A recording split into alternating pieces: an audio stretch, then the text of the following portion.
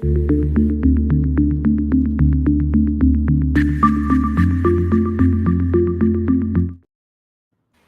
afternoon and welcome to BizTech's Asian Midday Market Watch. It's the 5th of July and our guest today is Kelvin Wong, Senior Market Analyst at Oanda. Kelvin, as always, lovely to have you on the show. My pleasure, Brian, and good afternoon to you. Now, Kelvin, before we get your insights into market performance, let's take a look around the region to see what the numbers look like in the first half of the trading day. We start with the Straits Times Index, where you are at. The SDI is down 0.45%. Over at Bursa Malaysia, KLCI is up 0.17%, but that bucks the trend because Shanghai is down 0.56%, ASX All Ordinaries is down 0.37%, the Nikkei is down 0.48%, the Hang Seng is down 1.43%, and rounding up the numbers, we got the Kospi, which is down 0.39%. Calvin, your view on market performance in the first half of the day? Yeah, so definitely if you look at it's a sea of red, pretty much softness across the board.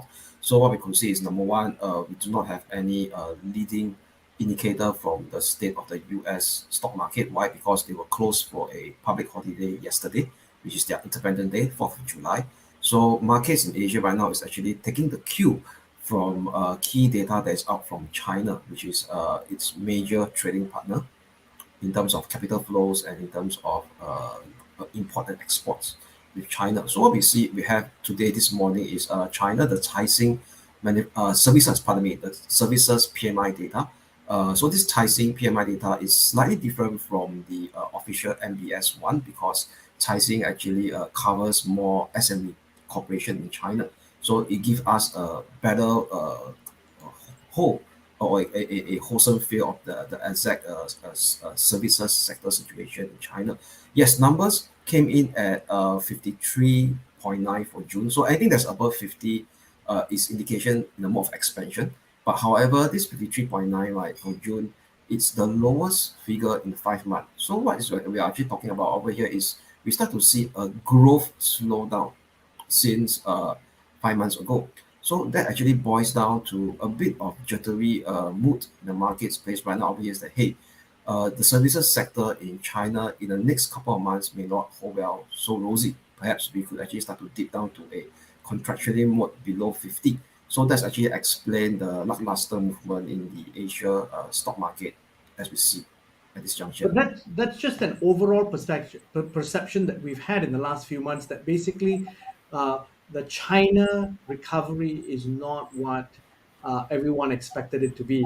But looking ahead for the rest of this week, Calvin, what are the key things that we need to watch out for that could move markets?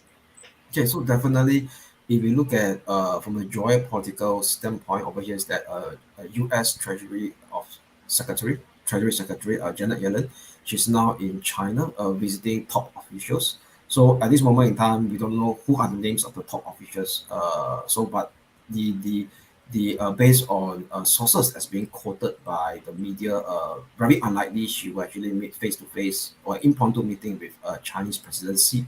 So meanwhile, she's speaking with these top Chinese officials. Do pay attention. Is there any the tonality between her meetup with these Chinese officials? Why? Because if you look at yesterday, there was actually a kind of a surprise movement from the Chinese side where they actually surprisingly announced export curbs to two key metals ingredients that are required to make semiconductor chips. So that could actually view as a rhetoric for that measures targeted on US and its allies. If you look at a couple of months ago, US and the allies has been watching out the rhetoric to actually prevent China to actually obtain higher end semiconductor chips and the technology know-how. So there's a lot of arguments saying that why China made this move before Yellen stepped down to Chinese shore is because that hopefully they are able to gain a bit of negotiation leeway from her to take back for to back to US to actually tell President Biden that the Chinese authorities right now are looking for some form of negotiation. So that's something to look out for. And lastly, it's definitely on Friday you have the US non-farm payroll data. pretty crucial if you are looking at the FX market. Now, on that note, thank you very much for your insights, Kelvin. Thanks for coming on the show.